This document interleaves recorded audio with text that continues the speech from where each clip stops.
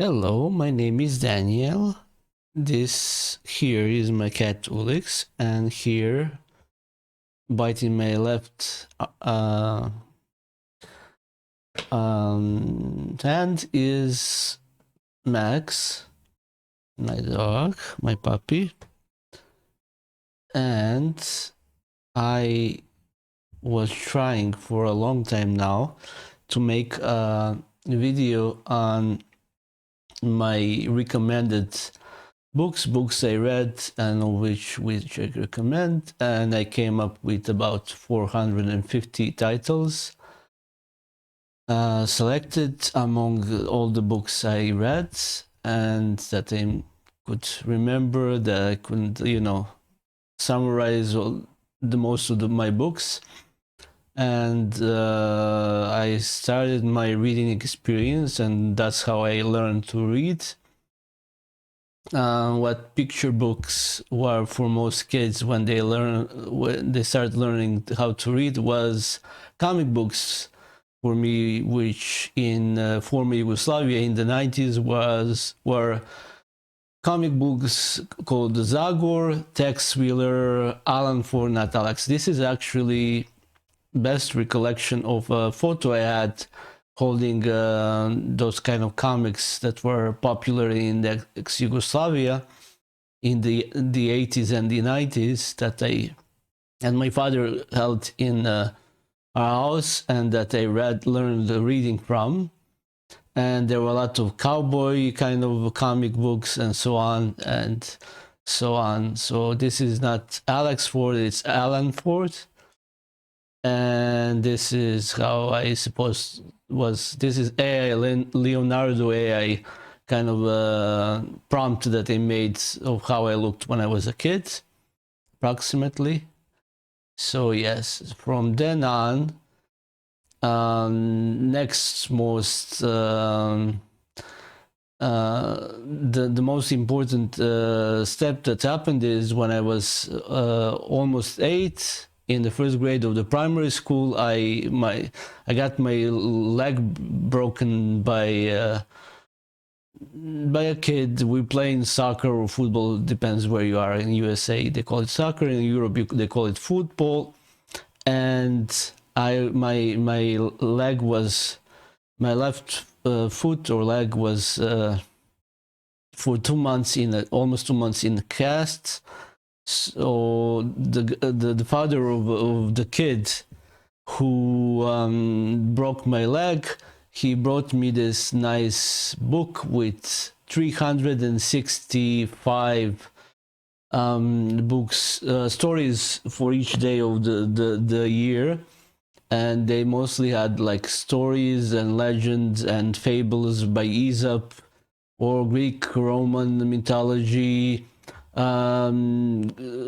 Brother Grimm's fairy tales, Alexander Pushkin or Hans Christian Andersen fables and stuff like that, fairy tales. So a lot of that, and some Serbian folk legends and stories that are familiar and common. And because I already learned how to read when I was like 3, 4, and like in this photo, by the time of 8, I was able to read those 365 stories in less than a month when I was in cast. So from then on, I developed love for reading books and started reading, and I started a lot with reading all the school kind of literature class in assignments and stuff, books that were necessary and that were in the program that we call Lectira in the Balkan. So a lot of these here are like from first grade to 8th grade in the primary school, and then from first to 4th grade in the high school, meaning from 9th to 12th grade total. There were a lot of lectira that was called like Serbian national poems, many cycles of national epic poems, like something like Germans have a myth of Nibelungs and so on, and we have cycles of folk poems prior to Kosovo battle in 1389. Kosovo cycles heroic poems of Marko Kraljević and so on, many such stuff. And as literature, we have it all. So that's what I read. Comedies by Jovan Serije Popović. Something like popular science book by John Banville by Kepler. That's what I read when I was 14. And also by John Banville, Dr. Copernicus, like some fictionalized stories of lives of Johannes Kepler, who was astronomer, and Copernicus from Poland were made, and I read it in Serbia. And also Science as Fairy Tale by Vladimir Ajdašić was a very famous book in the 90s. So also Osman, that's the epic poem, long epic poem that was part of the material for high school literature class. Also Ivan Gojić Shama and poems and so on. And one of the most important was also a Montenegrin or Serbian, depends where you stand, epic or poem, a long epic poem called Mountain Rat or Gorski Vienac by Petar Petrović Njegoš.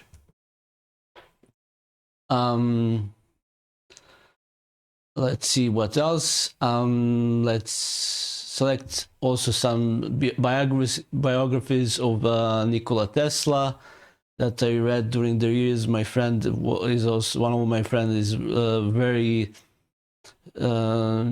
was very interested in Nikola Tesla, scientist from Serbia, or I mean from Croatia, but Serbian scientist who was famous for alternating current inventions and many other inventions, radio invention. And my cat is a little bit now, I had to hold him now like this because I was away entire day and now they're getting restless. So what else did I read? Yeah, obviously there's also files by FBI that held that had a lid on Nikola Tesla, and those were classified for a very long time, and then they were declassified, and there was book by I think others, and also among the others Alexander Milinkovic, who was the director of Nikola Tesla Museum in Belgrade. And biography, that's one of the most famous one, is by Margaret Cheney, Tesla Man Out of the Time, and there are many documentaries I read, like maybe 5 books. And my cat is aggressive now. It doesn't let me do this. Stop the video. Okay. Stop being aggressive. I don't know if I need to feed her or let her out. Let him out because it's a male cat. And he is scratching now.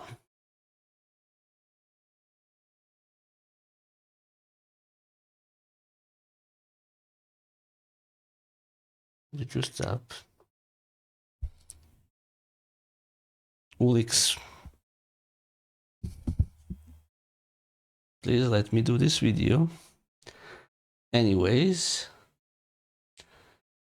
when I was 13 or so, during the right after NATO bombing of Serbia in 1999, I read the full set of romance historical feminist novels by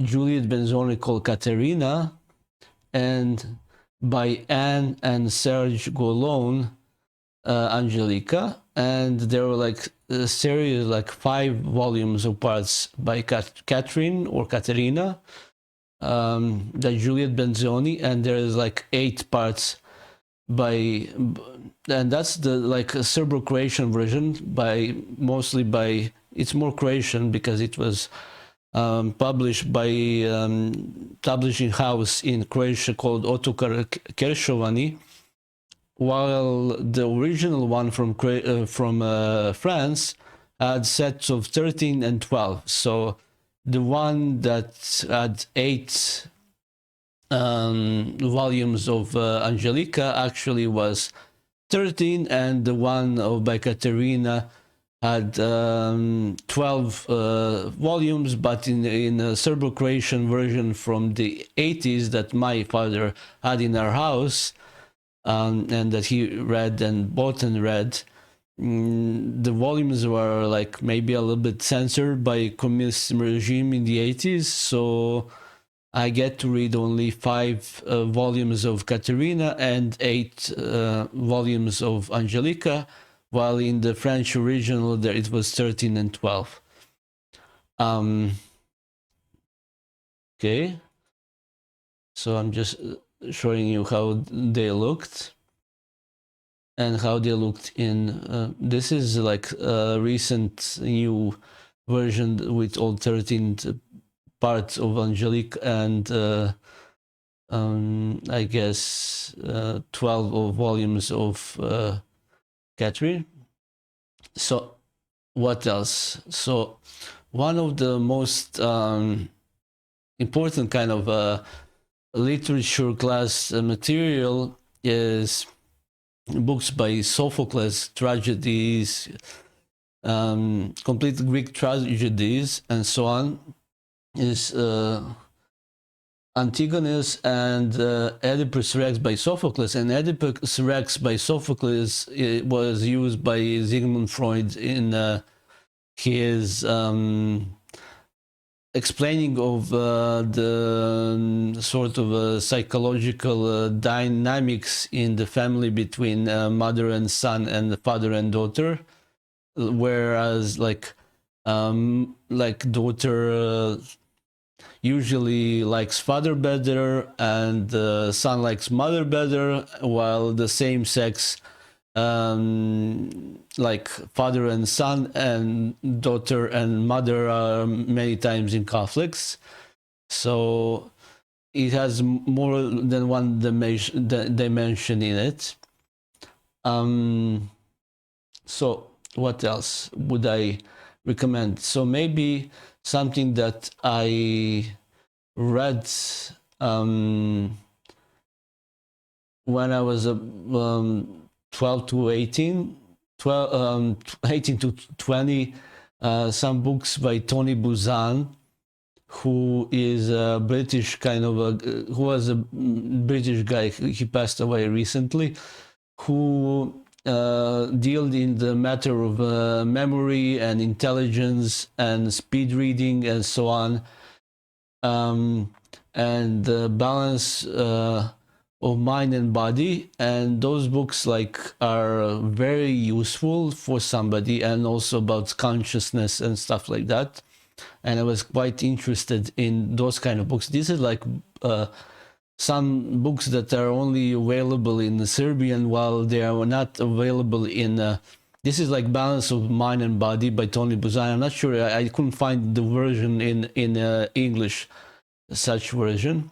These are horizons of intelligence, where it says that there are 10 ways of developing your own genius, and they're like 10 different intelligence. Some theory by Tony Buzan and some others. Speed reading, there's a version in English as well. Use your perfect memory and how you to develop your perfect memories, and use both sides of hemisphere of your brain by Tony Buzan. I also, when I was 18, 19, one of my first books that I bought when I started earning my own money is a book by Daniel Goleman, something that I worked on but never got so good at, is emotional intelligence, kind of connected to Tony Buzan and so on, and working in emotional intelligence next to classical and conventional intelligence. And that is a very important book and a very important topic. Some people have, usually it comes within the family, but sometimes some people don't have a very developed emotional intelligence, which can be more important than conventional intelligence. Okay. Hegel and phenomenology of spirit. Hegel was one of the philosophers I started reading very late and at first, and philosophy is not something that I was very interested in during college and high school and college years, but started getting interested very much later, like after college experience and so on. And I think one of the most important things that I learned from Hegel was his kind of a three-part thesis and how to have a perfect picture in something, then get that perfect picture broken, and that perfect state of situation that's very often used in plot creation for movies. You create the perfect picture, then you create a problem into that picture, and then you create a solution.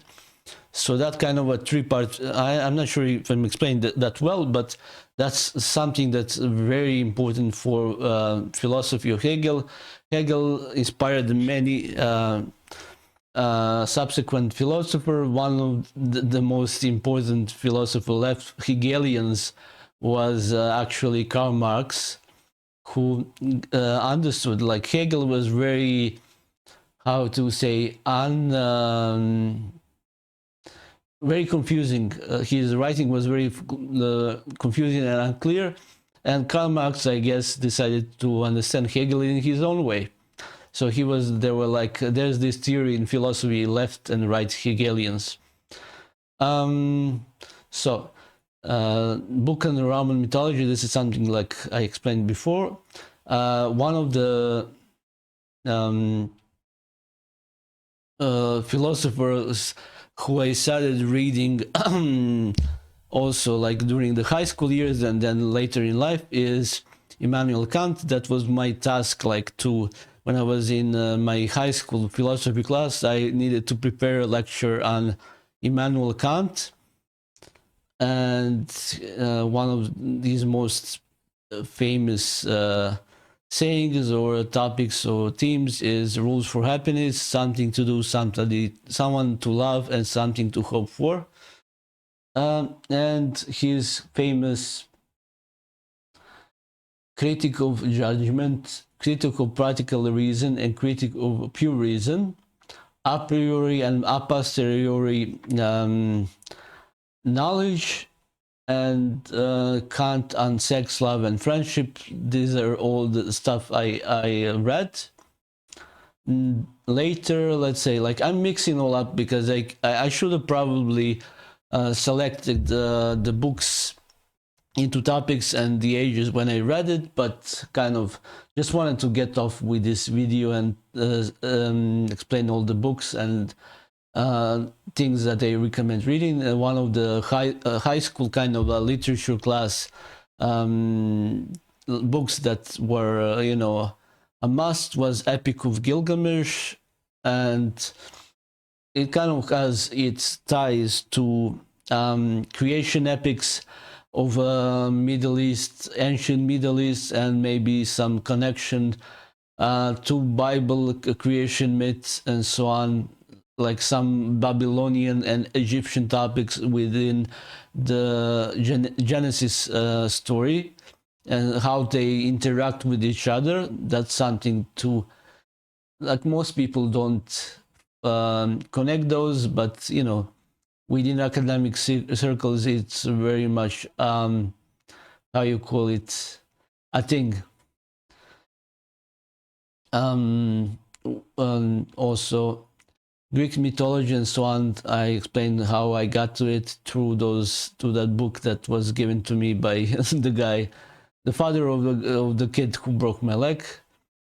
So during my 20s, I got a lot into some kind of a thriller story, and one of the books I read that was made into a movie, but also I call this like how you would explain that, fast food reading. And fast food reading is Da Vinci Code, something that doesn't have too much intrinsic value, but it's exciting. It's a thriller, like something that you don't. When you get into the book, you get, that's how I was actually. I would read those books like in one sitting. I would not, like, I would spend it reading for hours until I finish it, because it was so interesting, like this type of books. Okay, so another one of the high school kind of literature class must was Virgil by Aeneid, epic tale.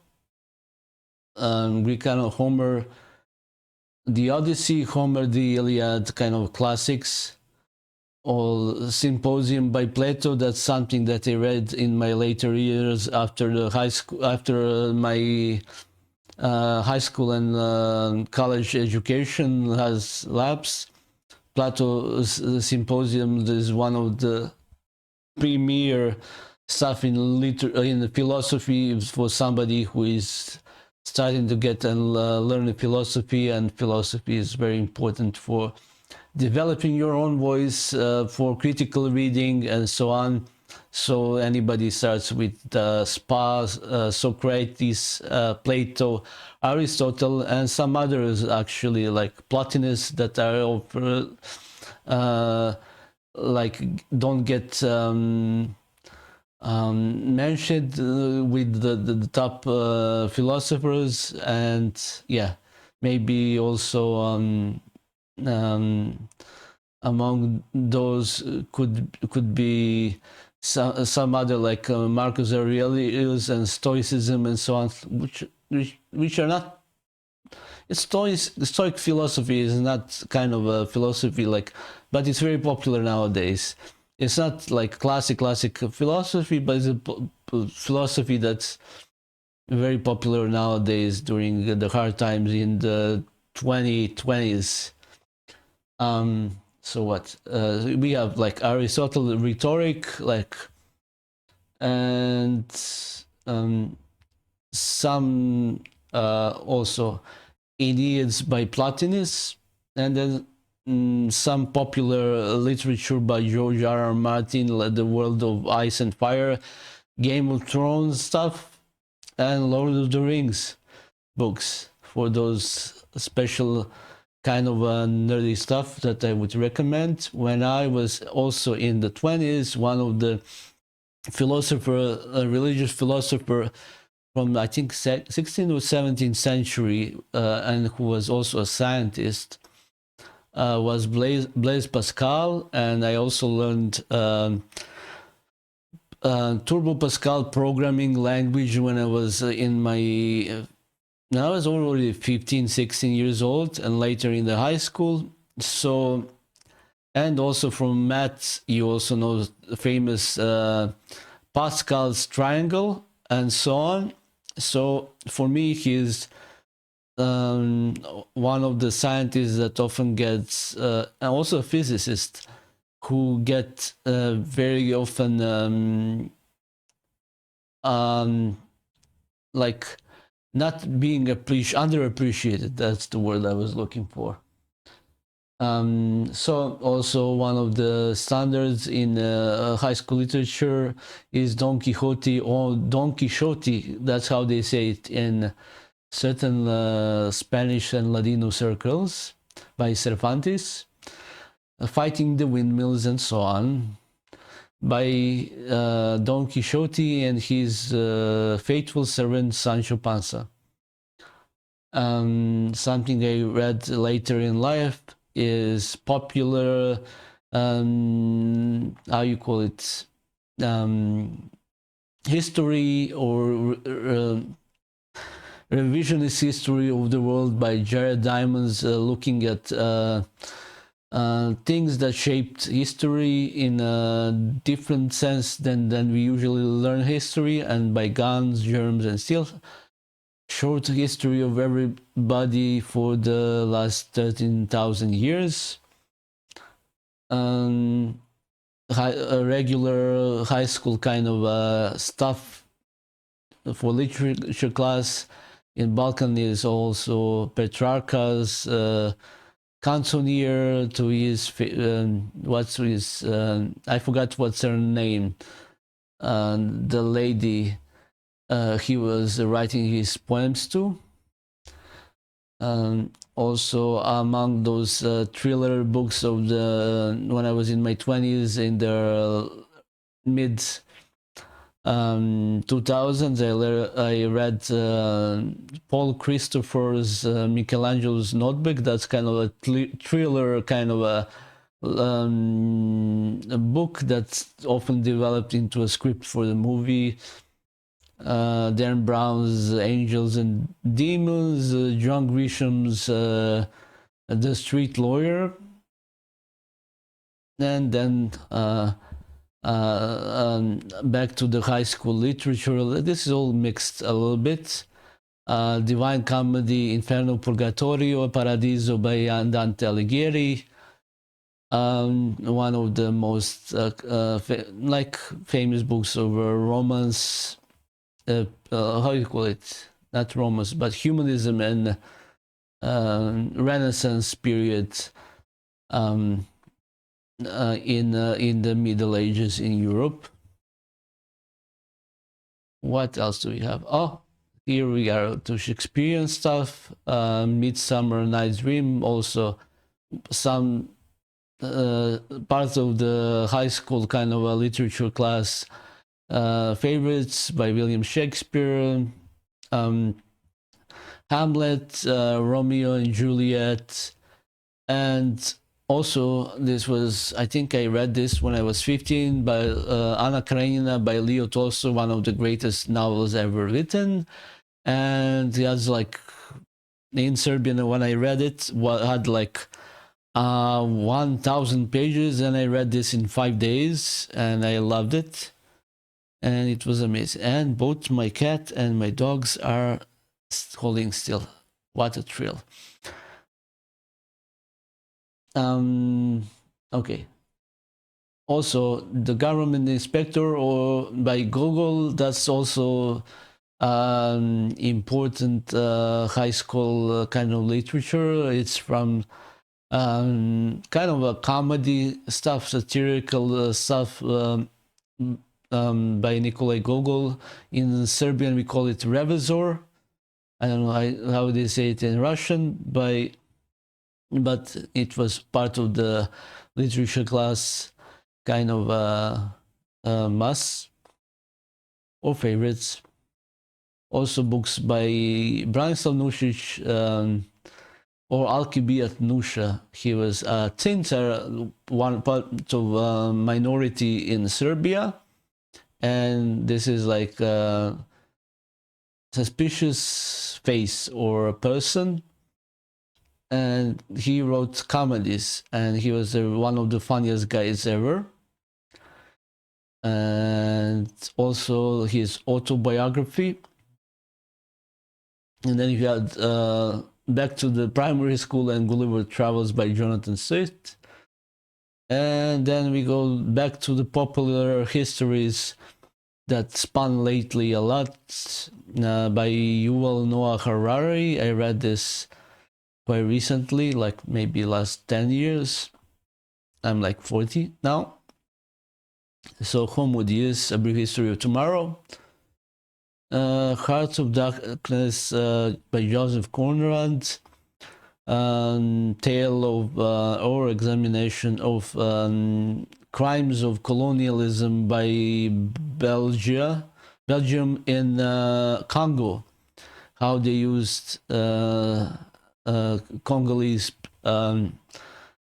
slaves there, whom enslaved the entire nation, and then millions of people died because of colonial greed by Belgium. And Joseph Conrad is, I believe, a Polish writer. And then back to the primary school literature class, and Robinson Crusoe by Daniel Defoe. One of my favorite writers, Alexander Dumas, The Three Musketeers. Then we go to Carl Gustav Jung, and one of my favorite psychologists who was intuitive introvert like me, and who developed the psychological profiles like intuitive introvert and stuff, like many other stuff, and was working inside, like he was one of the funniest guys ever, and the most intelligent and insightful and interesting persons of the 20th century, who worked closely with Sigmund Freud, but in my opinion, he actually outgrew and was more accomplished than Sigmund Freud, in my opinion, with what he did, especially his work with Alcoholics Anonymous. He basically founded, I think, the organizations and so on, and many other things he did. He had a funny story where he believed he was a reincarnation of a medieval rabbi from a Kabbalistic city of Safed in Israel, and he wrote Liber Novus, which I didn't fully read, but Man and His Symbols I read, and he was talking about collective archetypes and dreams and so on, same way like Sigmund Freud did, but he had his own insights and his own theories and stuff he worked on. He was an amazing man. Yeah, also the mentioned book, The Archetypes and Collective Unconscious. David Halberstam, the 50s is a history of the 50s and how the things is one of the prime books on history of a 20th century history of the United States of America and Cold War stuff. And this was like also a book like 1,000 pages, and I read it when I was maybe 30 or so, 32, 33, maybe a little. Well, now I'm 40 and it looks like many years ago. But it was written by a Pulitzer Prize winner journalist, and who had much insights and many stuff. And it's a very, very, one of the best books I read, I think. It's non-fiction and it's very good. The Arab Mind by Raphael Patai. This is a very interesting anthropological and academic book. And one of my favorite books, and by my one of my favorite authors is Count of Monte Cristo by Alexander Dumas. I like the book. I watched the movie from 2002 with what's the actor? Oh, Abe Faria character, and the movie Abe Faria is played by Richard Harris, and Jim Caviezel is playing the main character, one of my favorite actors, and also Alexandre Dumas is writing Count of Cristo, like from the many insights he has, like his I think his father was a general in Napoleon's army, and this has something very personal to do with Alexander's Dumas' family history. And my cat is being aggressive again. And can I please say this? Allow me. Thank you. So Alexander Dumas was born to Haitian slave or something, or his father. He's part white, part black. And I am not sure exactly why his life and his books are not more pursued by Netflix, because that's something that if I'm Netflix and I'm pursuing this kind of stuff, I would do. And why Netflix is not doing that is beyond me.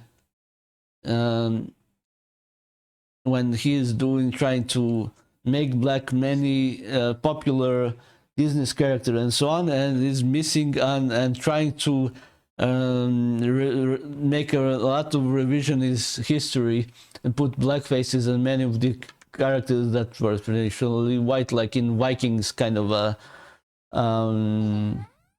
history and so on. And they have a perfect kind of character for that. Okay, so Dundamare, that's kind of humanism and Renaissance, kind of a Moliere, kind of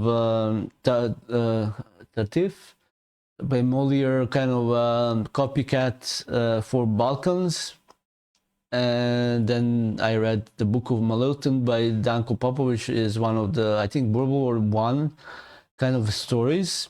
It's from Serbia. And similar to King's Peter Socks by Milovan Vesitezovic.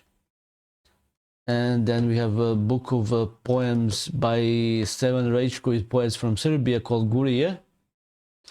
And then we have a comedy by Stevan Sremac, Pop Čira. It's Priest Čira and Priest Spira from Serbia. It's a comedy, like two priests are got into the fight and their families, and they have circles of friends, and they getting along in a very humorous fashion. It's part of my high school literature stuff. It was one of the most funny books I read.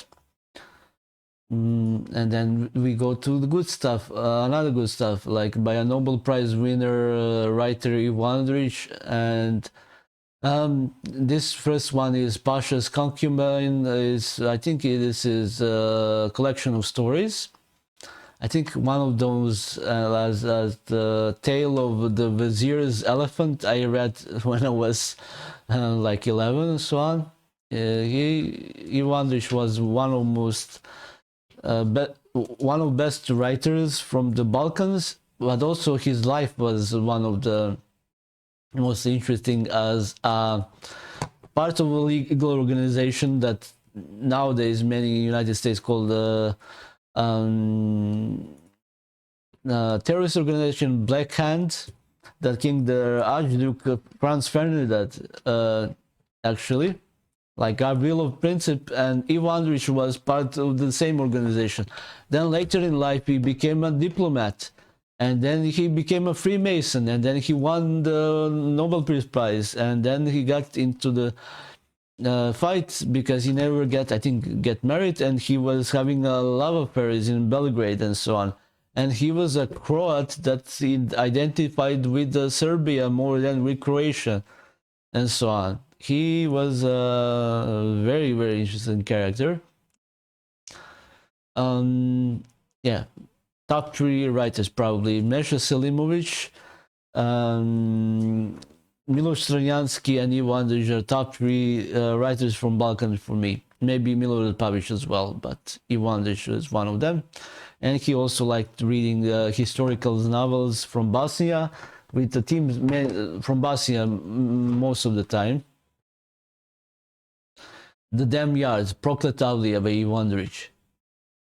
And then we have another important writer from Balkan called Danilo Kiš, and Tomb for Boris Davidović. Trying not to get too ahead of myself. Encyclopedia of Dead. I'm not sure if this was my high school literature class assignment or something that I actually read on my own. Early Sorrows was definitely assignment. And Dictionary of the Khazars by Milorad Pavić, the book that had a Jew, a Christian, and a Muslim dreaming about, like, there's like this triangle of people who in their sleep are dreaming the life of 2 others. Like the Jew, like, would dream of, I don't know, of the life of the Christian, and Christian would dream the life of the Muslim, and the Muslim would dream in his dream the life of the Jew, or something like that. There's this thing, and also about the history of Khazars and their conversion to Judaism and so on, and then karma and stuff like that. Very mystical, and there are like 2 versions of this book, Dictionary of the Khazars, and this book was actually very popular in China and so on. Yeah, definitely a big recommendation for this one. And then we have a migration history of Serbs and their migration from the Kosovo to Vojvodina to Ukraine. There are 2 volumes of these books: migration to Kosovo to Vojvodina during the 17th and 18th centuries and so on, by the top writer Miloš Crnjanski. Like, this is not how you write Crnjanski in Serbian, but for, I guess, English or French uses to, get this book if you were an English reader. Highly recommend this book as well. Where are we at now? Death and the Dervish by Meša Selimović, one of the top writers, also from Bosnia, who also identified as Yugoslav during the communist era of Yugoslavia, who gave birth to many great writers. Like, maybe they were in the communism era, they were already in the making, but yeah, they blossomed during that era. The Fortress by Meša Selimović, another great book by him. And another historical novel, and one of my favorite writers that I started reading when I was in the late 20s and late 30s is Mika Baltari and his Sinuke, the Egyptian, and the Wanderer, and so on. Historical novels, very popular.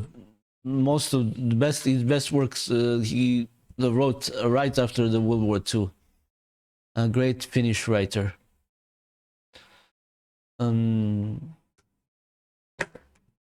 Here we have a lot of books on Judaism, but I'll skip that for leave it for the end.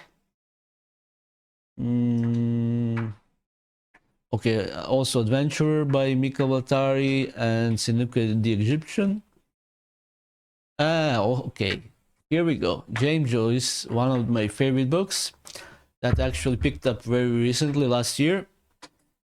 Absolutely. And my cat is playing with some cable now. Great. Making noise in the background. So James Joyce, the Irish writer, one of the top writers of the 20th century, who wrote Ulysses as a homage, or in kind of a how you call it, conjunction to the Odyssey by Homer, which his book kind of also have the 18 chapters, or the 18 adventure of the Odysseys, and Ulysses is actually Latin for the Odyssey, but he made it entirely Irish, and the whole plot of the books is happening in the city of Dublin, and the three main characters, Leopold Bloom, his wife Molly Bloom, and his friend, I forgot now, I can't remember the his friend whose life he saves is what's his name, Devil or something. Anyways, he saves is in so basically there is like one of the modernist novels that deals with religion and with anti-Semitism and sexuality and psychology and problems and all. The whole plot is happening in one day. Leopold Bloom is trying, he's Jewish, his wife is Catholic, and he's thinking that his wife is unfaithful to him, and he is afraid to come back home and find his wife cheating on him with a guy he knows who is. And actually that's happening, and he also has some fetishes and stuff, and likes other women and so on. And they're like, I'm banalizing this books and how good it is, because it deals with many important subjects, and I'm not giving it justice and so on, like many other book YouTubers and from English speaking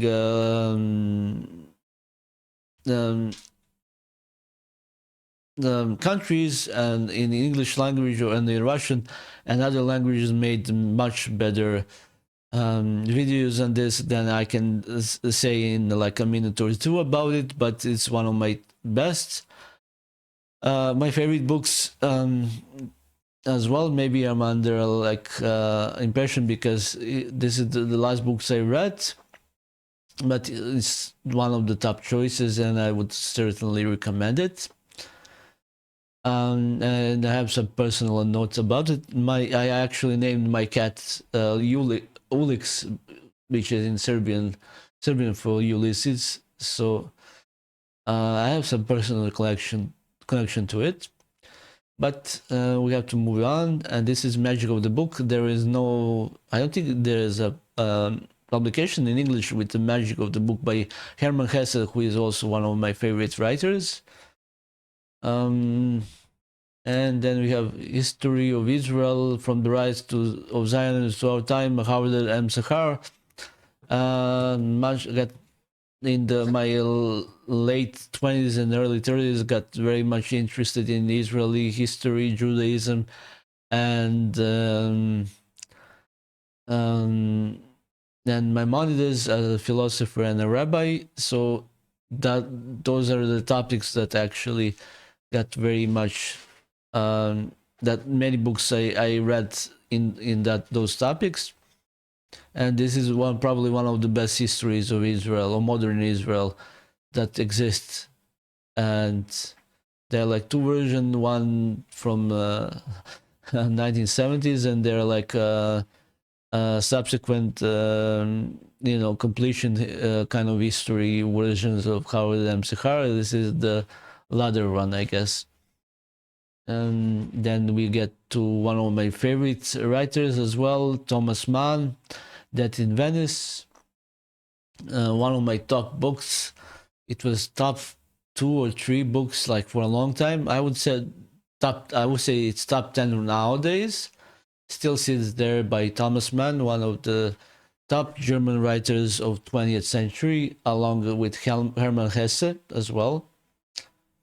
And then this is a book that I once was in an interview as a 8th grade student, 15-year-old, because I was a very good student, and they called me for a local newspaper's interview or article in the newspapers, and I was considered. I told the journalist that I'm considering reading this book, and she was like impressed that at such a young age I was reading it, and she wrote it that I read it in the newspapers, and then I have to read it so I don't get to be a liar, because I didn't really read it at the time, and she twisted my words. Journalists don't do that a lot with a lot of people.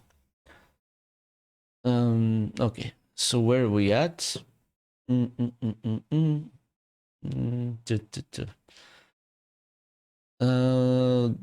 Gustave Flaubert, Madame Bovary. Okay, this is easily one of the great novels for the ladies. I read it. I actually bought this book for my sister. I don't think she ended up reading it, and then I read it by myself, and I much liked the book.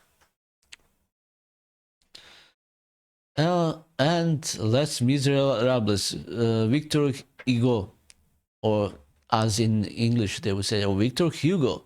No, that's not how you. I think you say it Victor Hugo, or something like that, in France, because he's a French author. So you pronounce it how the Frenchmen do, not in English accent. And basically the author who influenced a lot, in one way or the others, influenced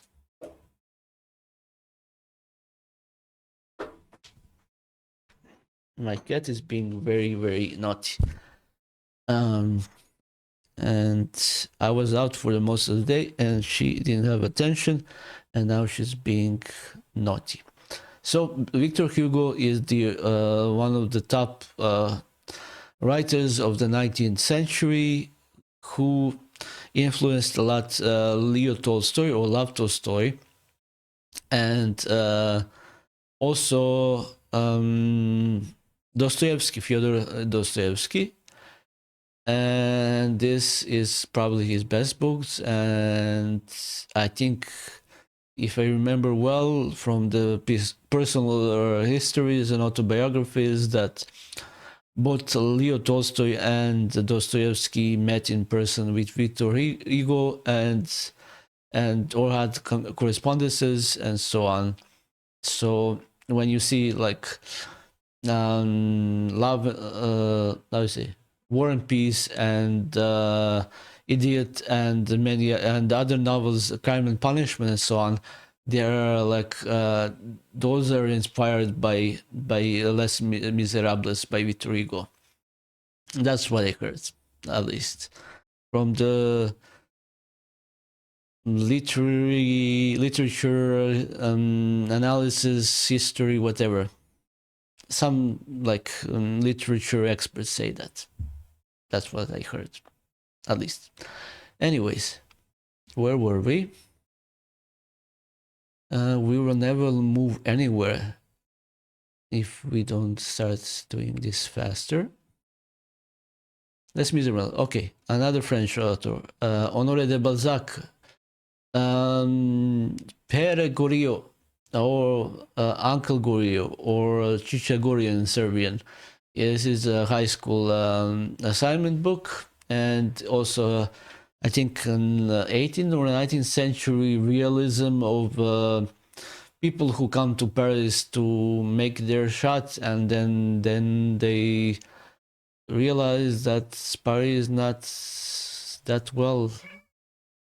great at the time of that. Before, I don't know if they had sewer and stuff like that, that modern civilization has, and it was like a melting pot like many other early civilization. And Honoré de Balzac, I think, is a realism writer. Damien by Hermann Hesse. One of my favorite books, Hermann Hesse's The Glass Bead Game, or in other places it's also called famous or known as Magister Ludi book.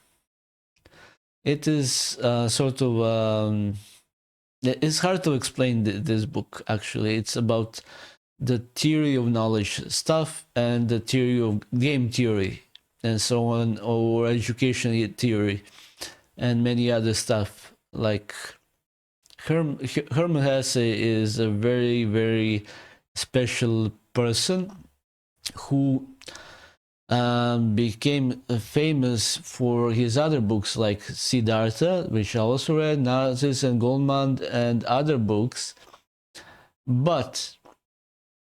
And he had a personal, he lived in Switzerland. He was like Thomas Mann, and I think Thomas Mann and Hermann Hesse respected each other. They were both against Hitler. They both ran away from the Hitler Germany and lived, I think, in Swiss.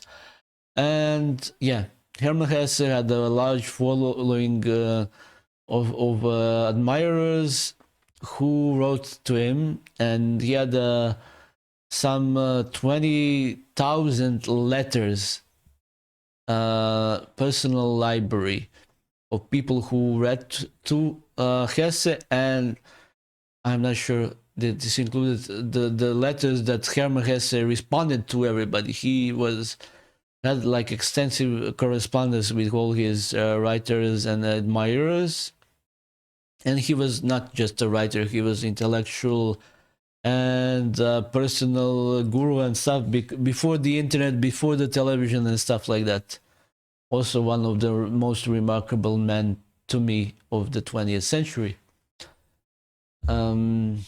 Okay, should I start now? Let's skip with the Judaism and Jewish history and Judaica books for the time being. Let's skip also the Bridge and the Dirna by Ivo Andrić, Pasha's Concubine as well. Okay, Slave Girl and Other Stories, and this collection of stories by Ivo Andrić.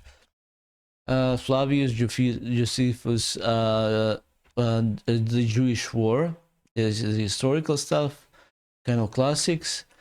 Jorge Luis Borges, Labyrinth and Selected Stories and Other Writings. Jorge Luis Borges, Aleph and Other Stories. Geza Vermes, Completed Dead Sea Scrolls. Like, this is a lot of non-fiction and so on, and I'm including, but this is what I recommend. Maybe I should have done the separate video and stuff like that, but okay.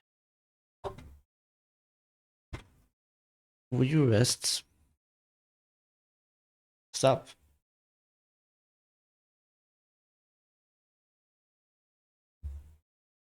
Stop hurting me. Okay. Devil's Yard, Proclatalia by Ivo Andrić. Martin Buber, Between Men and Men. We're going into Kabbalah and Judaism and so on, and mysticism. I don't know. We can go with Chaim Potok, Gift of Ashelev, one of the top Jewish writers and Jewish topics, and a historic book and topics of Jews in the United States and Israel and so on. Chaim Potok was arrived. Gates of November. This is actually about the Jewish experience in Soviet Union and history of Soviet Union. And one of the books that was read by my late friend, and last book he read, and in his honor I read it as well, and I was amazed how good and this is actually documentary and actually things that happened in real life.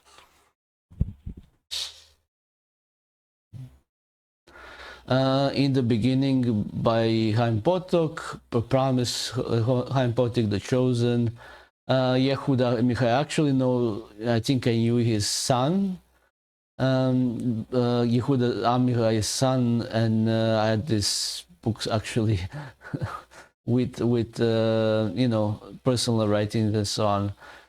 And one of the most famous poets of Israel's Shai Agnus only yesterday, Loves of Judith Maimer Shalev, some Israeli authors. Talmud, the selection that is called Myth of Sisyphus by Albert Camus, and the Trajan, this is actually high school syllabus, or how you call it, found the word in the end. Aristophanes as well. Alexander Solzhenitsyn, the Gulag Archipelago. This is one of the books like on the criticism of the Soviet Union and communism during 20th century. One Day in the Life of Ivan Denisovich as well. This is kind of a satirical stuff. By Alexander Solzhenitsyn. Elias Canetti, Auto de Fe. Aristotle's Nicomachean Ethics. Gabriel Garcia Marquez, 100 Years of Solitude, one of the books on psychology I read, and also on disobedience and resistance to the power. Why freedom means saying no to the power, and I had to read it. This is one of my main themes and things that I like, and I used to stream chess and on Twitch, and one of my favorite things when people follow me is to have House MD from the House MD TV show, like Hugh Laurie with his, you know, this kind of mocking Afro-American culture, but from the song by, I forgot now which rap band from the 80s. Actually, this is like, I'm sorry that I remember, but it's Fight the Power. This is kind of a Fight the Power before the Fight the Power movement. You know, The Art of Loving by Eric Fromm. I think that I read this during my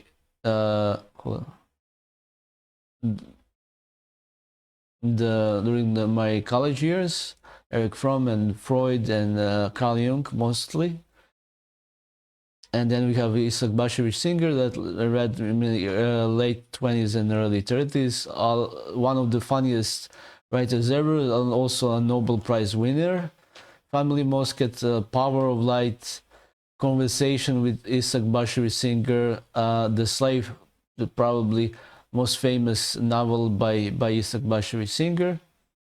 A lot on Jewish themes. Images and Symbols by Mircea Eliade. Then Satan in Gore, still with Isaac Bashevis Singer. Gimple the Fool, The Penitent by Isaac Bashevis Singer. A Young Man in Search of Love, and so on. Discourse and the Method. Now we go to René Descartes' philosophy. Critique of the 20th century consumerism culture in the USA by the German philosophers and academics Theodor Adorno and Max Horkheimer. It says toward the new manifesto. Work on Love by Søren Kierkegaard, who was I think Danish or Norwegian philosopher who was a Christian kind of philosopher. Then we have Ludwig Wittgenstein, and my cat moved my camera.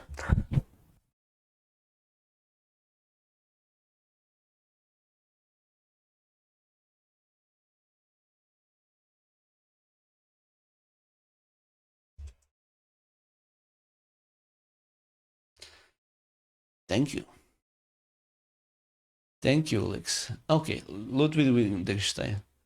He was a Cambridge mathematician who was with interest in logics and philosophy and mathematics, and he was trained and he studied with, I think, Bertrand Russell in Cambridge or Oxford, I forgot.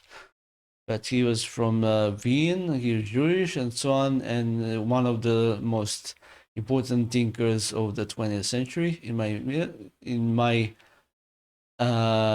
humble opinion. And you have Freud, all the standard totem and taboo interpretation of the dreams.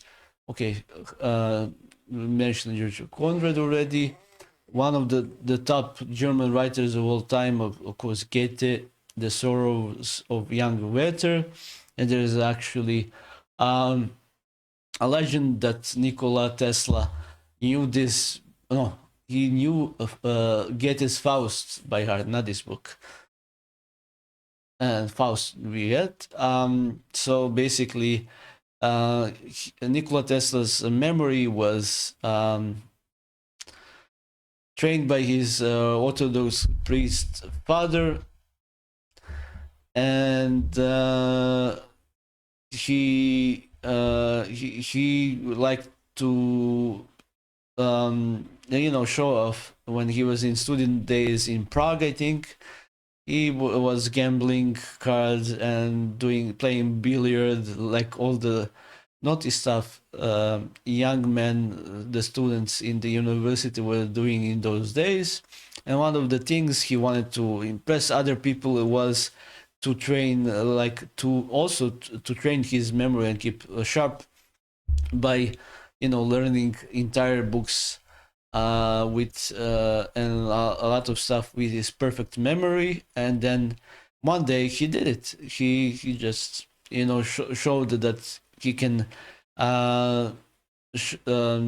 told his fellow student that he can open any page of Faust, say few one verse of it, and Nikola Tesla will start from that the place without error, and so on. So that prompted me to read Goethe, and I am not sorry one bit by it. I'm not regretting that. Goethe is a very great writer. Now we have Stendhal and Charterhouse of Parma and Red and Black. This one was amazing book. I read this in my early 20s. Game of Logic by Lewis Carroll, the writer of Alice Adventures in Wonderland. This is like the you call it second or third for grade primary school literature syllabus. Okay, so this is a little bit of like an interlude or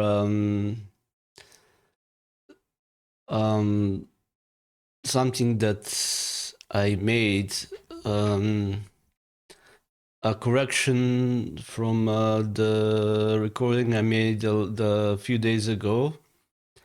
And here I'm just gonna add some books I missed mentioning 2 days ago in a recording. And disclaimer, I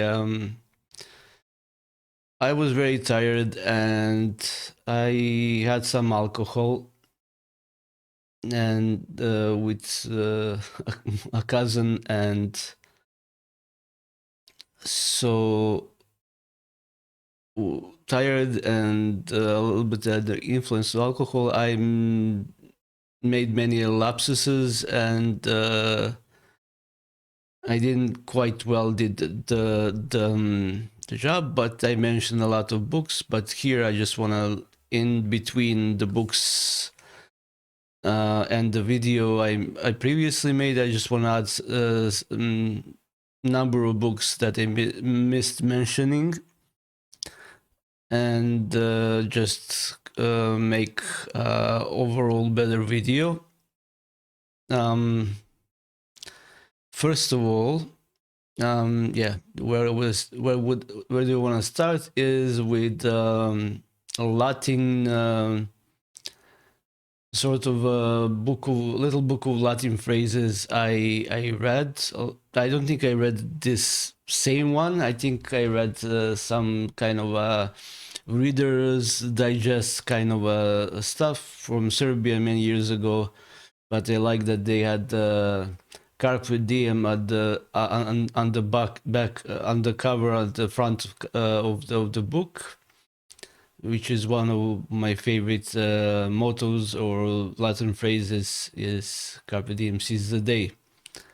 Self-evident and notably featured in a movie by Robin Williams' character in the movie Dead Poets Society. Next, just keyboards and okay, maybe it's better this way.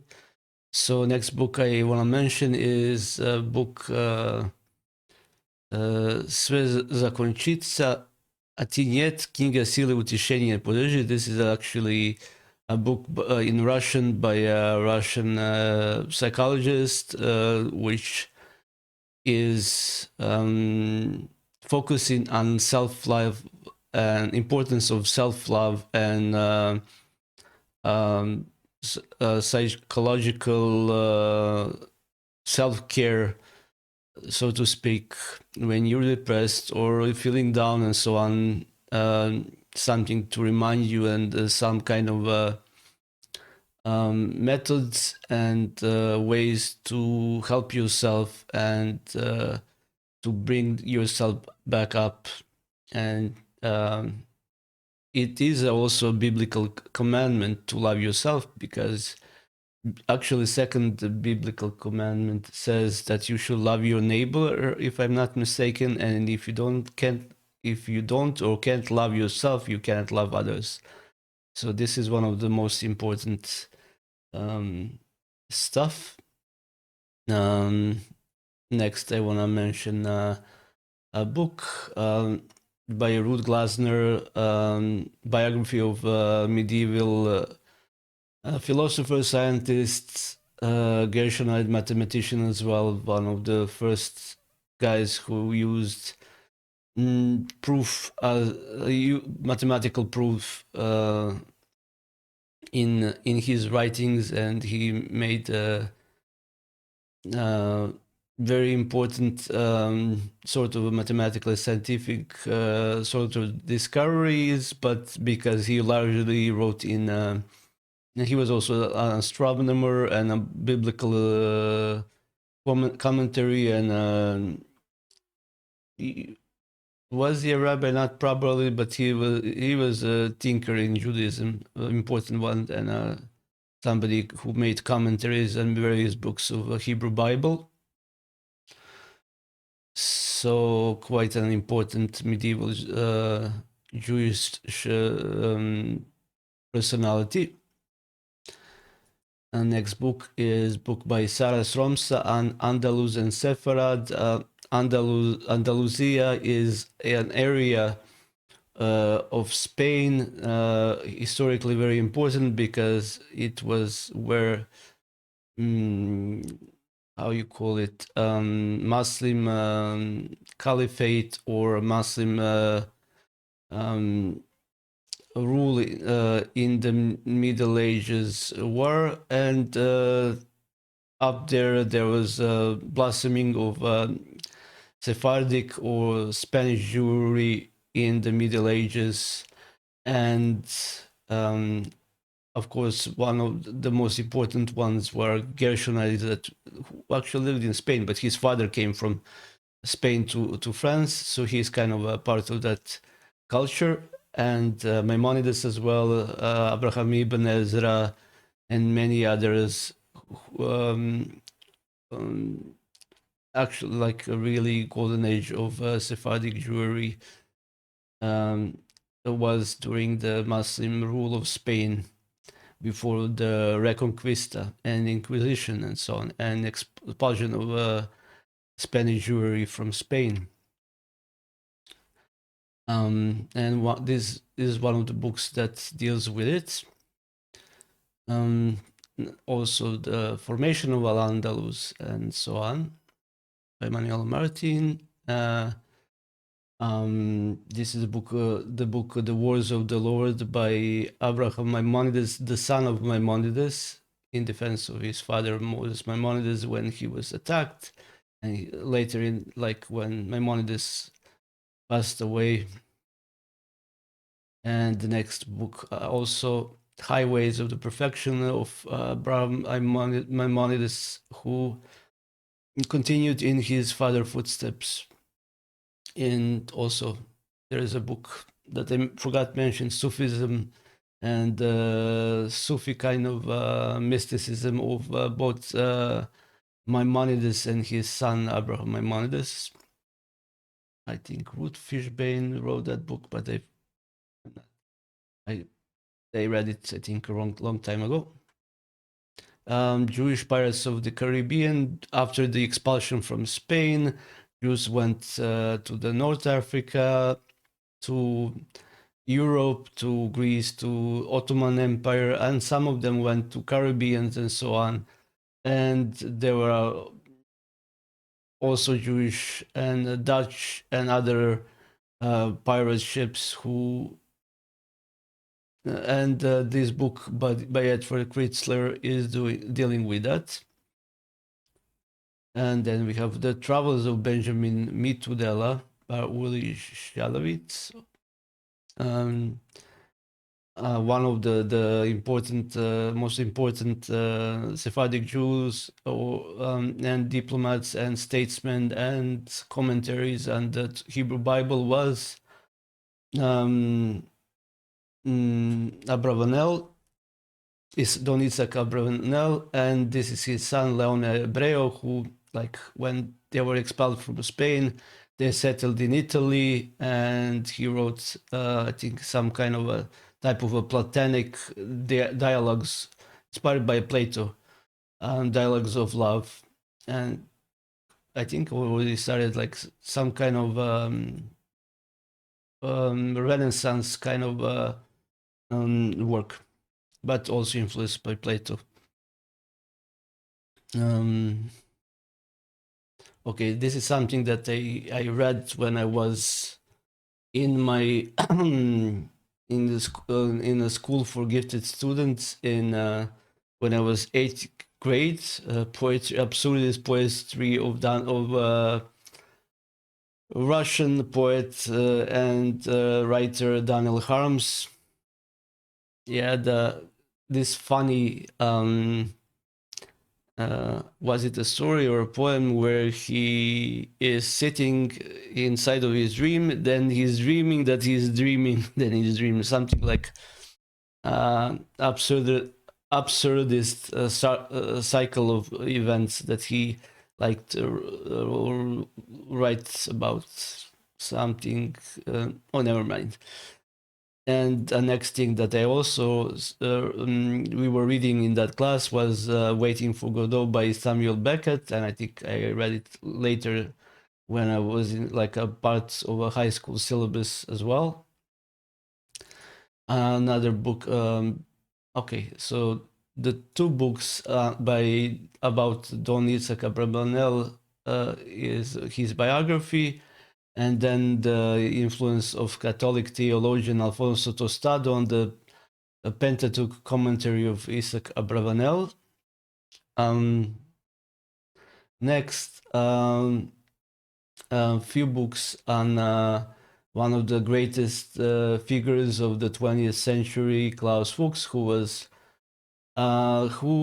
gave away one of the guys who gave away the secret of how to make atomic bomb to Soviet Union, and in doing that he saved the world from total and complete hegemony, or how to say hegemony?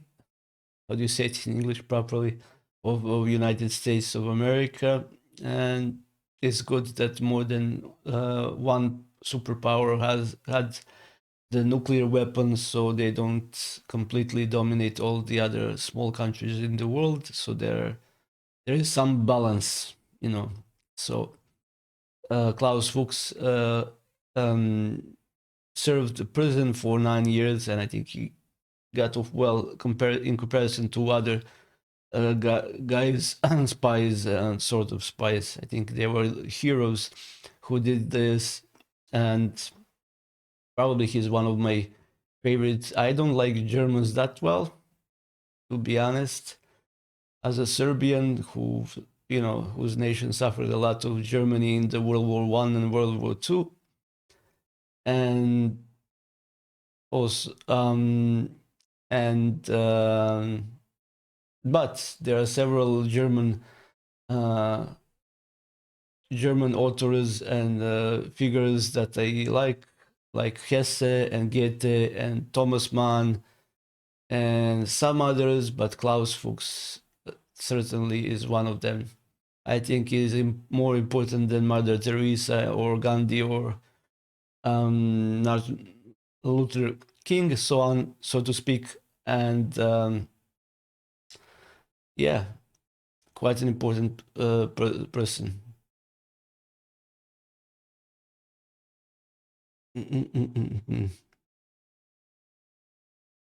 Okay, so I want to mention these are some books I read about communism by John Reed, Communist Manifesto by Marx and Engels, but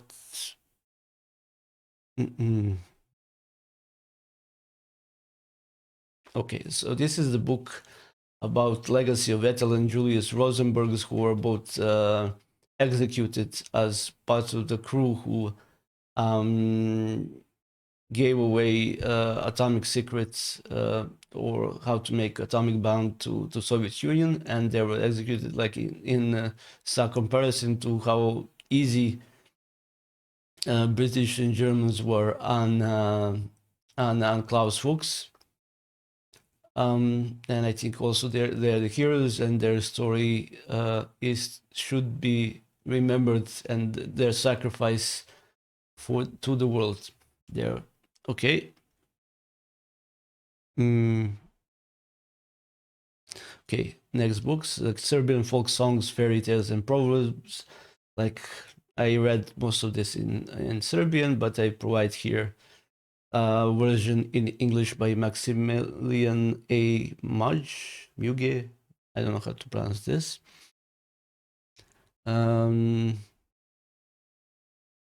Next book by Jordan B. Peters, A 12 Rule for Life. Proba Brazda and other stories by Serbian novelist Milovan Glišić. The Prince by Niccolo Machiavelli. Sun Tzu, The Art of War. Collected works of the Serbian poet Jovan Jovanović Zmaj, mostly poems. Men Are from Mars, Women Are from Venus by John Gray, The Definite Guide to the Relationship. I'm not sure how definite it is. I think I read some of it and it never helped me, but it's an interesting read. Another book that didn't help me that much, but is interesting, and I probably should reread it and maybe apply something of this to be more effective, is The 7 Habits of Highly Effective People by Stephen R. Covey. International bestseller, but personally I'm as ineffective as one can be, together with my ADHD.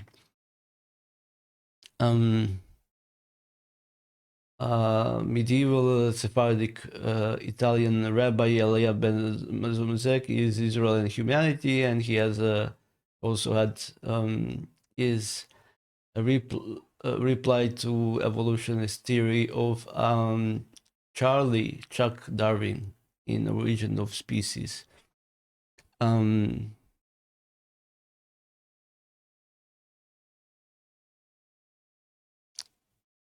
And the book I didn't read, but I will recommend, and I need to find it, is The Truth from All, Accepting the Kabbalah Met Shamru.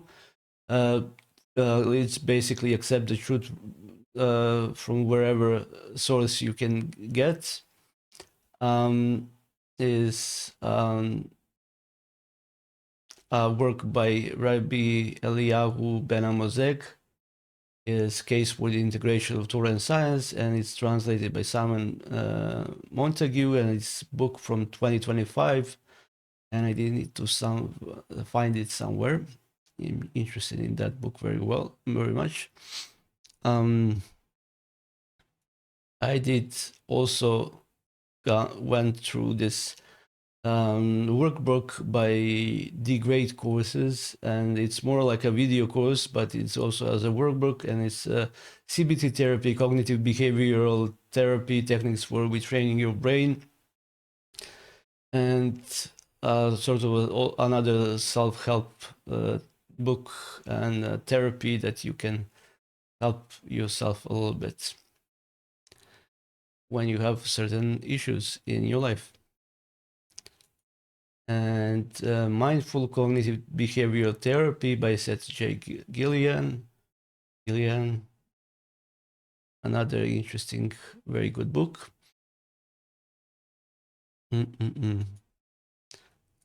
How to find purpose and in life and meaning is one of the interesting books. Is by somebody who survived the Holocaust.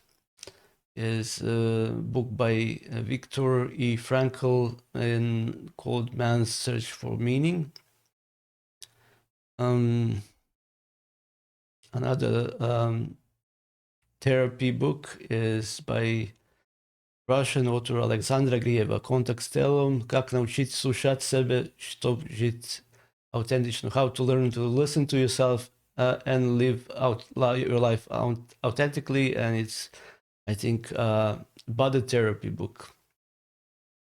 The best poems of the English language. I read a collection of poems, something like this. I don't think I read this collection by Harold Bloom, but I read different ones, so I'm gonna recommend this ones, like the best poems of the English language, is something that you can read if you're interested in poetry.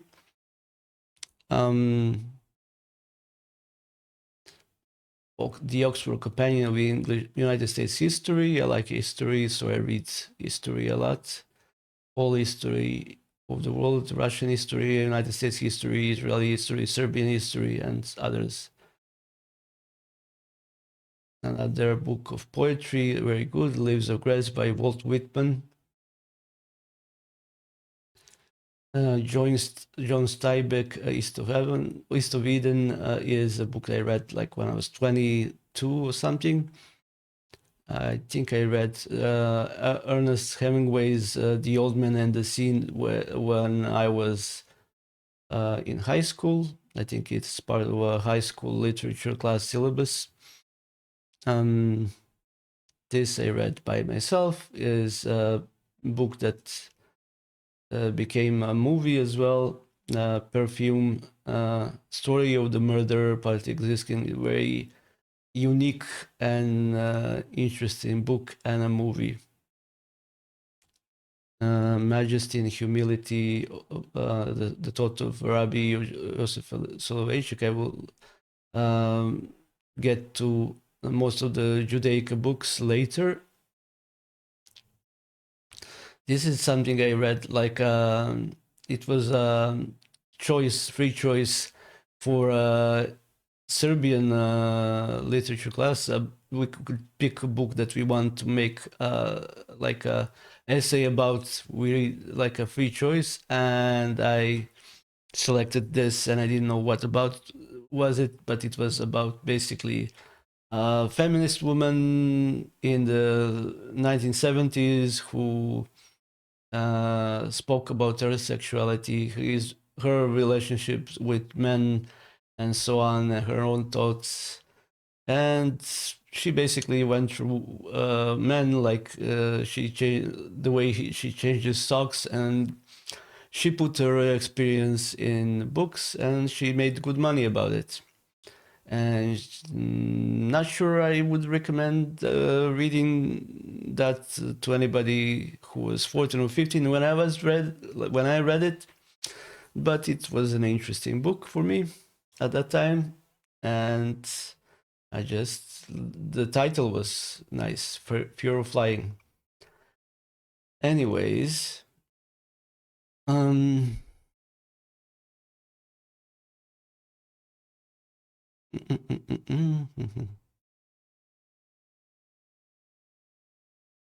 House of the Mosque by Kader Abdolah. This is the expatriate or somebody who fled Iran after the Iranian revolution or coup, or how you call it, of 1979.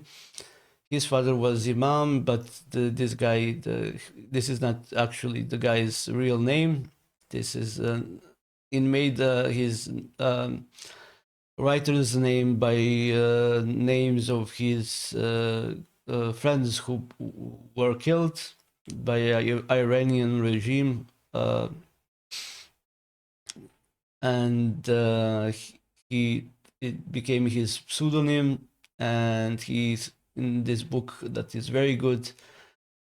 He's talking about his family and his early experience and his father's and state of affairs, and how Iran was right before the revolution happened, and then during the revolution, and he was part of the leftist organization, and as such he could not survive, and he could not live in Iran following the 1979 revolution by religious regime of mullahs and so on. So he fled to Netherlands, and then he became writer there, and he wrote this book. Okay.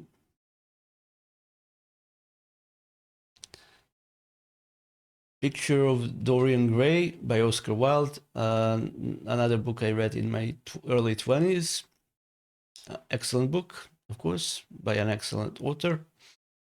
Candide by Voltaire, also around the same time I was 21, 22. I read it. It's a humorous book, very fun, very short, quickly read, and I loved it. Not sure I share the same thoughts about the author and his life all together, but I like this book. Something I didn't mention when I talked about Victor Hugo and how he influenced Leo Tolstoy, or Lev Tolstoy, and Dostoevsky. I didn't mention that I read almost all important books by Dostoevsky, and The Idiot and Crime and Punishment, one of the best novels of all times. Also by Victor Hugo, The Hunchback of Notre Dame, Dr. Faustus by Thomas Mann, Steppenwolf by Hesse, Brother Karamazov's, that Jordan Peters considers the best novel of all times. I'm not sure I am sharing the sentiment, but it's one of the best novels of all time. I'm not sure if it's the best, but it's in the top 20 for me, I guess. Demons by Dostoevsky and The Notes from Underground. I read The Capital by Karl Marx when I was 12. And I read the first psychological book, or by the therapist book, or something as a cure for neurosis. I read when I was only 14. It's by Bulgarian American psychologist, or psychotherapist, however you call him, Artur Janov. He was very popular in Hollywood, I guess, in the 70s, 80s, 90s, I don't know when. but I read it and it was an interesting read.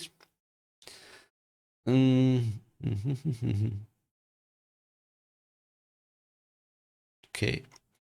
Manufacturing Consent by Edward S. Herman and Noam Chomsky. Read that, watched the documentary, good stuff. How the Zins, the People's History of the United States. Great men. Zichrono Livraha, blessed be memory of him. Neil Postman's Amusing Ourselves to Death, anti-technocratic kind of a technology book, and criticism of radio and television as mediums, and how it affects the literacy and the mindset of people.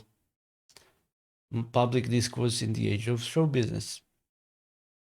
And I guess his colleague, in the same sense, Marshall McLuhan and Quentin Fiore, but mainly Marshall McLuhan. Medium is the massage or the message, a play on words.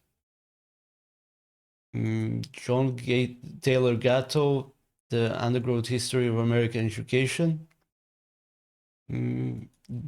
David Hartman, The God Who Hates Lies. David Hartman, The Heart of Many Rooms. Conservative rabbi, I guess. On the verge of orthodoxy and conservatism. Rabbi alike, Sephardic rabbi Rabbi Nathan Lopez Cardozo, For the Love of Israel and Jewish People, Essays and Studies on Israel, Jews, and Judaism.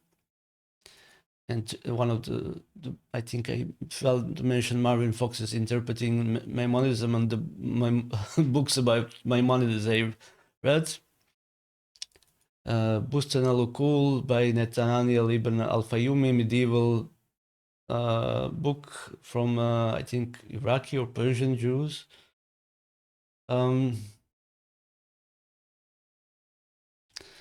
Muqaddimah Ibn Khaldun's Introduction to History from the Golden Age of Islam, I guess.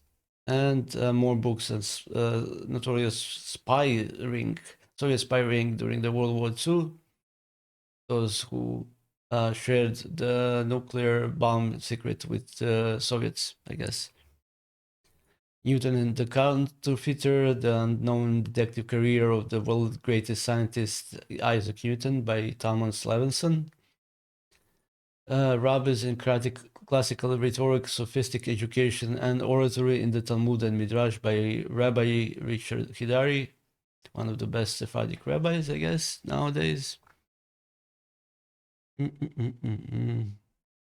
Okay, another book by Rabbi Nathan Lopez Cardozo, A Plea for Religious Authenticity, Jewish Law and as Rebellion, A Plea for Religious Authenticity and Halakhic Courage. Let me mention this. Okay, so now a few books by my friend Eliezer Papo. Sarajevska Megillah, or like Megillah Sarai, about history and cases of Sephardic Jewry in Sarajevo and Bosnia. Few lectures on Judaism and the recorded classes between the lecturer Rabbi Eliezer Papo and his the guys in the class. Some conversation, interesting conversations. What's happening with my English? Partizan Agada is like a parody and by Shani Alterats and written by Eliezer Papo, is a parody and Passover Agada, Passover story. During the World War II, Jews in partisan forces made a parody and Paschal Haggadah. Autobiography of Martin Luther King Jr. and Gandhi. And I think that's it. And now, yeah.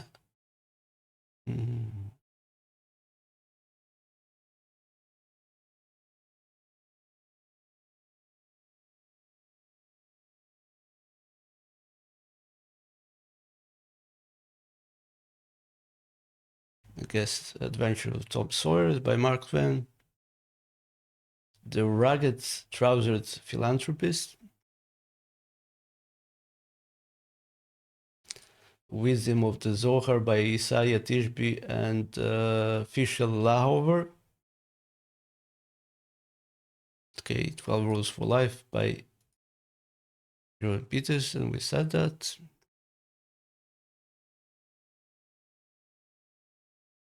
Something I read when I was 14 about controversial psychoanalysis and fake doctor, quack cancer doctor Wilhelm Reich, who initially had the support. And he was also in sexology as well. Wilhelm Reich.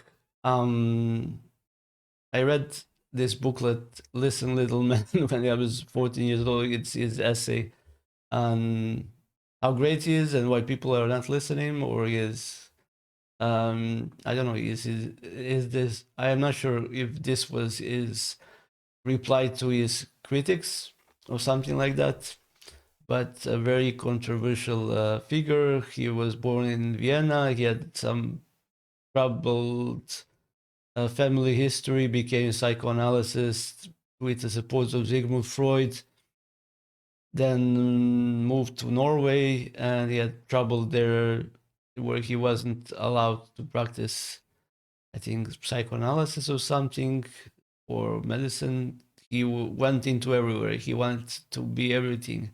And then Anna Freud and his father withdrew their support of him. You know, probably they did it earlier before, but they didn't allow him to, you know, they didn't lend him their support to come to and to migrate to England and when he was fleeing Nazis during World War II, and then he managed to migrate to United States, where he ran into a lot of trouble, and eventually he was arrested for being a quack doctor, promising that he can cure cancer with some kind of Bayan stuff, Bayan energy. I don't know. He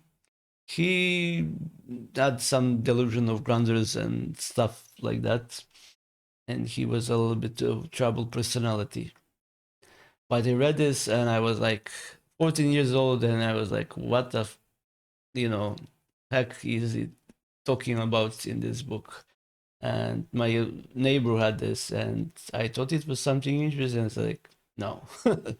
Okay, back to the regular programming and listen. Stating or naming the books on Judaism and Jewish history and Israeli history that I read. Bye. Okay, so now we get back to the Judaism. One of my favorite writers was the Rabbi Jonathan Sacks, who passed away recently, unfortunately. And Nahum Sarna studies in biblical interpretations. Great books, both of them. Then the How to Heal a Fractured World and Ethics of Responsibilities by Rabbi Jonathan Sacks. Great book. Orthodoxy Confronts Modernity, Rabbi Jonathan Sacks, Who Sold My Religion by Richard H. Roth.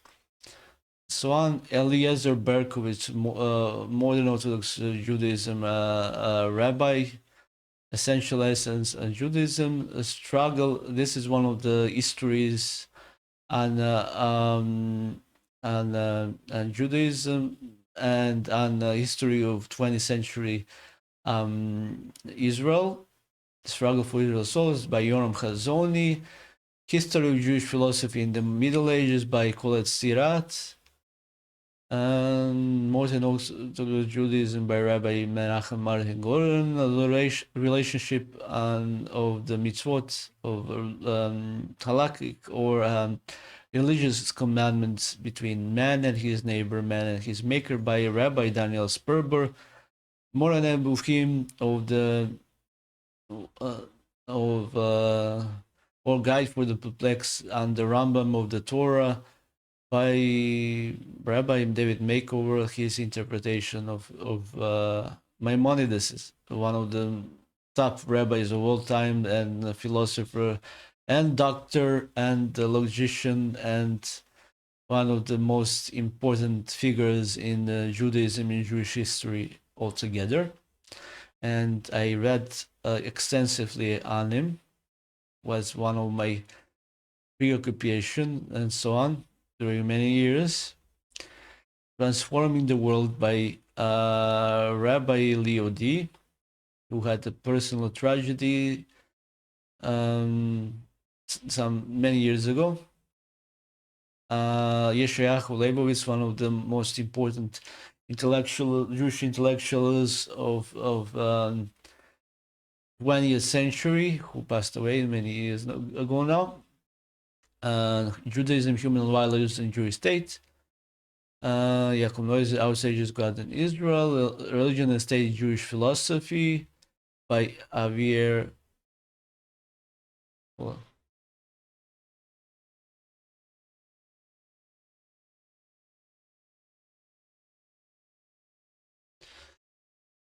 okay. West Bank and Gaza Strip, Geography of Occupation in Disengagement by Elisha Efrat, and Judaism in Crisis by Gershom Scholem, one of the most important experts on mysticism and Kabbalah and Jewish intellectuals in the 20th century. Thinking Fast and Slow by Daniel Kahneman, who won the Nobel Prize in Economics. Very interesting and a great book that I owned and read. Abraham Joshua Heschel, A Passion for Truth, one of my most my favorite books actually, and this kind of a statement on sanctity of truth and being truthful, and it's actually, and Abraham Joshua Heschel as a how do you say it, conservative rabbi, and one that walked together with Martin Luther King and so on. I think, if I'm correct, is one of the premier fighters for social justice in United States as well, in the 70s, 80s, if I'm not mistaken. Martin Buber, Life of Dialogue, Ethics of the Father in the Light of Jewish Histories, Paul Forsheimer, Living in Judaism, another History of Jews, which I read like 10 or so, History of the Jews by Paul Johnson. I think this guy is a Catholic writer. Yuval Noah Harari, Sapiens, Brief History, one of popular histories of recent revisionist popular histories of humankind. Personal Witness, Israel Through My Eyes by a guy who was ambassador of Israel in the United Nations, Abba Eban. Genesis and the Big Bang by Gerald Schroeder. Israel, A History by Martin Gilbert. I think was from Cambridge, like a Jewish historian from Cambridge or something, or Oxford. I think he's British. So on. Abraham Joshua Heschel, biography. Language of Faith by Noam Glazer, Geography of Israel, Jewish Law and Core, so on. Daniel Gordis History of Israel. Three Jewish philosophers, Philo, Saadia Gaon, and Yehuda Levi. Prophets by Abraham Heschel. Prisoners of Geography, 10 maps that explain everything about the world by Tim Marshall, one of the New York Times bestseller, and I liked kind of this book. It's one of the, very well written. I'm not sure, like, it's a little bit teeny bitty bit superficial, but it's, I guess, for general public to understand uh, how I would say it, um, how diplomacy and geography works together, how countries are bound by the geography and they have to um, adjust to their reality, dealing with superpowers that are in their neighborhoods and so on. Jonathan Sacks, Dignity of Difference, Limits of Orthodox Theology by Mark B. Shapiro, Essays on Ethics by Rabbi Jonathan Sacks, Vision of Jewish Education, Aspects of Rabbinic Theology by Solomon Schechter, Accepting the Yoke of Heaven by Yeshayahu Leibovitz. Very good, very great book. Torah and Western Thoughts, Rabbi Norman Lam, Torah Umadah, Idolatry by Moshe Halbeter and Avi Shai Margalit, Judaism, Science, and Torah, I think, or Modern Responsibility, Seeking His Presence by Chaim Sabato, Jewish Mind by Raphael Patai, Morality, Halakha, and Jewish Tradition, and one of the best biography on Maimonides, the rabbi, the medieval philosopher, and so on, and important figures in Jewish history, most important, one of the most important people in Jewish history, by Joel L. Kramer. Introduction to the Mishneh Torah, the Code of Maimonides by Isidore Tversky.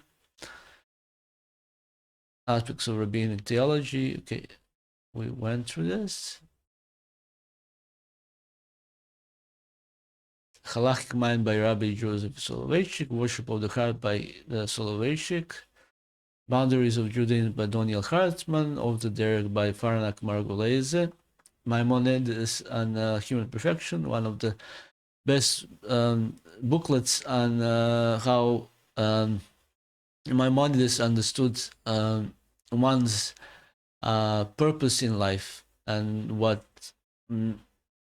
one should strive for in his life. And this one was written by Menachem Kellner. Jewish State by Theodor Herzl, If Only My People by Immanuel Yakobovitz. His Words, Their Voices, Essays on Haftorot by Gideon Weizmann. Rav Speaks, Rabbi Joseph Soloveitchik. Pirkei Avot by Rabbi Tuvia Basser. Israel's Lantern, As Long as the Candle is Still Burning, and so on. Raymond Aron, The Dawn of Universal History and Judaism by Emanuel Feldman. A Code of Jewish Ethics, Love Your Neighbor as Yourself by Rabbi Joseph Telushkin. Living Torah in America by Morris Lam.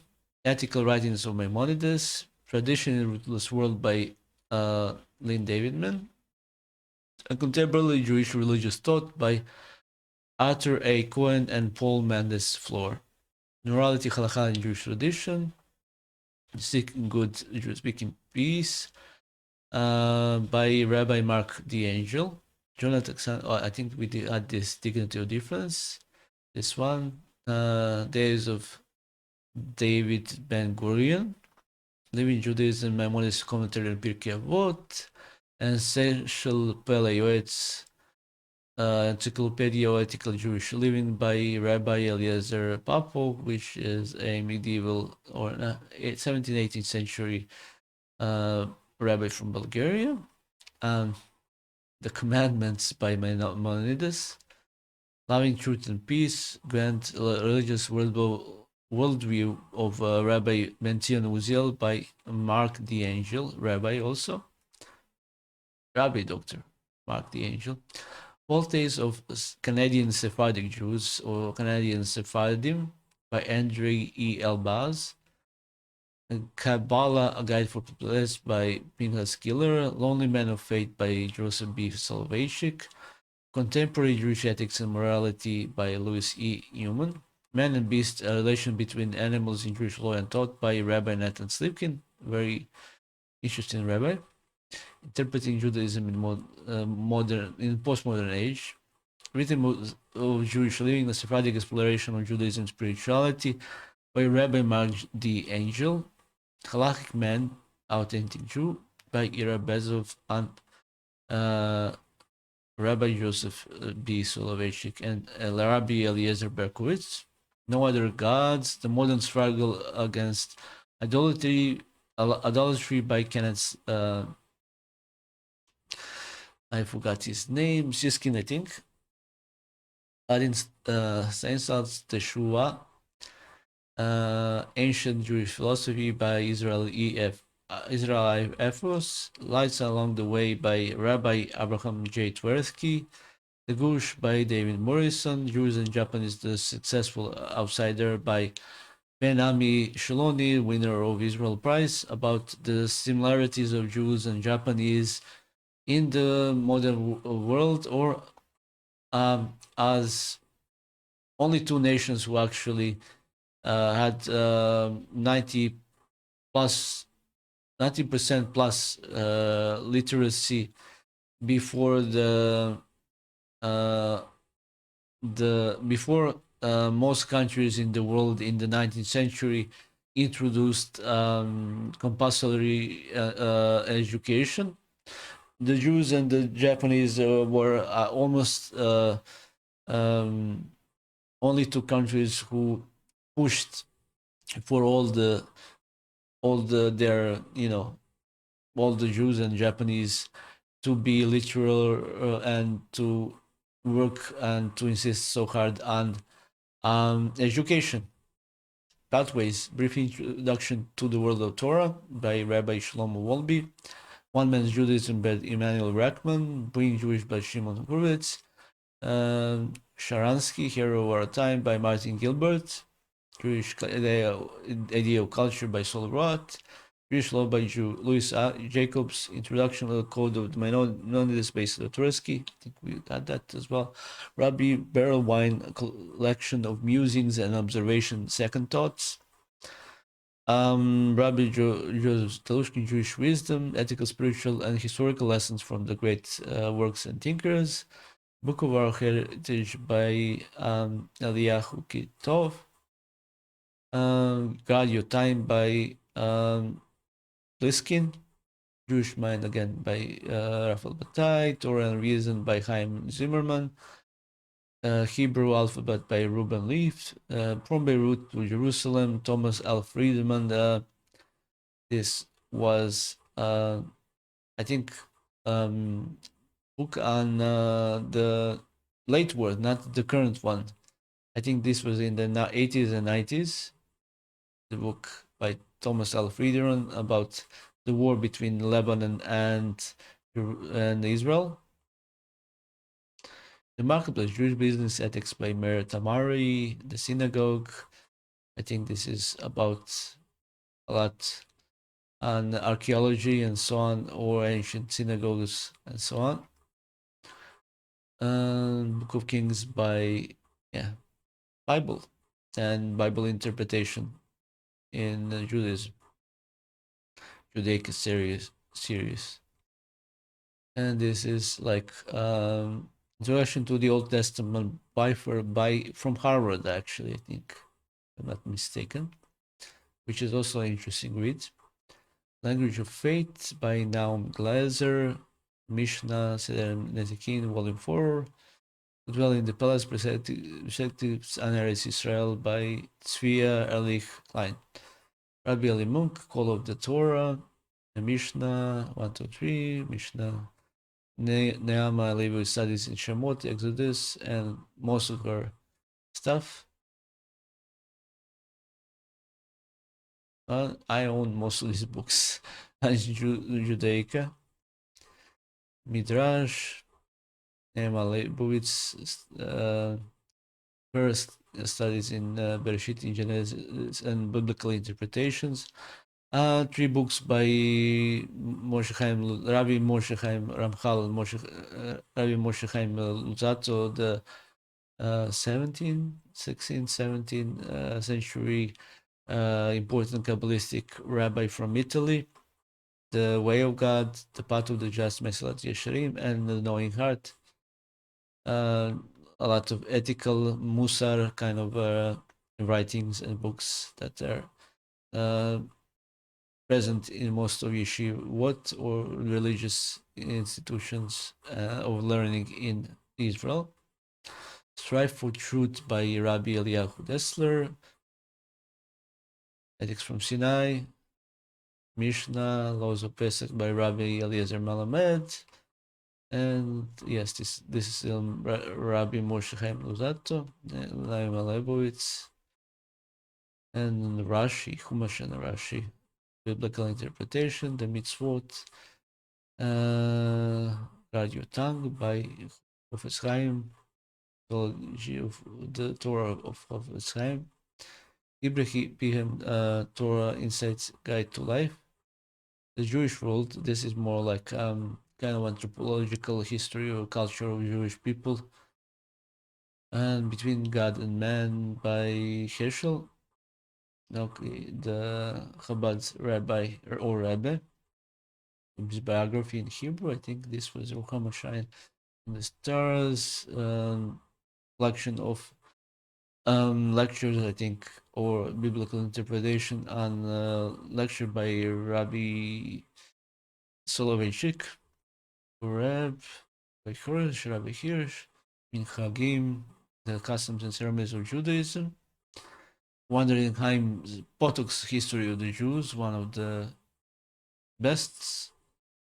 Like I read also like History of Modern Israel is like 10 of them, and History of the Jews like 4 or 5 of them, different ones, and this is one of my favorites.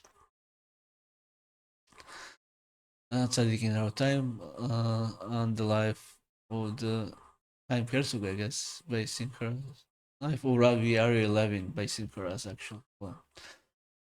Palace Gates, Parable of High Holidays, Bruce Failer, Abraham, and so on. Derash Moshe, Mishnah. I think that's it. I think I covered most of this. Joras Lanter's biography. Yeah, now I'm just repeating. Yeah, Green Fairy Tales, some Christian Andersen and stuff. Okay, I don't know if I talked about this. The Prince and Mogul Kapur is the guide to the Serbian mentality, adventures of Pinocchio and so on. Okay, I didn't definitely talk about Rabbi Joseph Aur, who is one of the top rabbis of 20th century, who passed away recently, Zichrono Lavracha. His Golden Doves with Silver Dots. Book on rabbinic semiotics and so on, and biblical interpretations that contains so much. I think I read this book like 10 times, and one of the top rabbis of the centuries. I mentioned that, and you have to read the book. It's impossible to explain how good this book is. And the horizontal society, interpretation, understanding the covenant, and authentic alphabetic literate Judaism and so on. Gospel According to the Jews by Joseph Aur, Naked Crowd by Joseph Aur, and Homo Mysticus, and many other articles, but I read all of these books. Okay, Silk Roads, another popular revisionist history of the world, but this one is focused on Persia and Iraq and way of the Silk Roads and how important they are.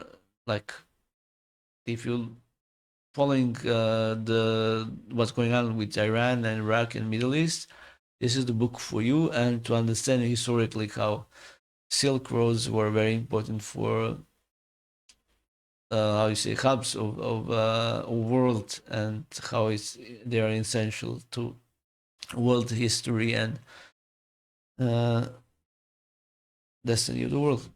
How to Read the Bible by James Google, author whom I met in person and talked about. his books and many others, important and biblical interpretation and so on. Menachem Keller's Maimonides' confrontation with mysticism, language of the Jews by sociolinguistic history, language of Israel by policy, ideology, and practice by Bernard Spolsky, whom I known personally many years, also passed away, Zichrono Livracha. Mark Bishop Bureau, this one is mentioned before, Limits of Orthodox Theology, and one of the most important books of criticism of Orthodox Judaism and the rabbinate in Israel and how they're messing up Israel and so on with their actually ideological blindness and stinginess and so on. This is a great book and a must read for anybody who is infused in Judaism. Let's say that. Reinventing Maimonides in Contemporary Jewish Thoughts by James Diamond and Menachem Kellner. Maimonides' Life. I told I read like a lot of Maimonides, was one of my focus. It says, along with the Jewish history and the history of modern Israel. And a lot of books by Rabbi Mark the Angel, who is looking at Judaism and rabbinic history and Jewish history from Sephardic side, because he's a Sephardic rabbi, one of the best Sephardic rabbis in America. Foundation of Sephardic Spirituality by Rabbi Mark the Angel. Maimonides, Spinoza, and Us towards intellectually vibrant Judaism. Sephardic Passover Chagad by Rabbi Mark the Angel. Then Menachem Kellner's and David Gillis's Maimonides the Universalist, Ethical Horizons of Mishnah Torah. Commentary on the Song of the Songs by Levi Ben Gershonides by Menachem Kellner. Maimonides and Judaism Jewish People, Menachem Kellner. And these guys by the Perplex by Mos or Rambam or Maimonides. With the translation of Shlomo Pines, which is probably the best translation and best version for English readers. Changes in Jewish Liturgy by Rabbi Daniel Sperber, The Jewish Life Cycle by Rabbi Daniel Sperber, again, Maimonides Reader by Isidore Tversky, and we had this. And I think we're done. That's it. Thank you. These were my selection of books.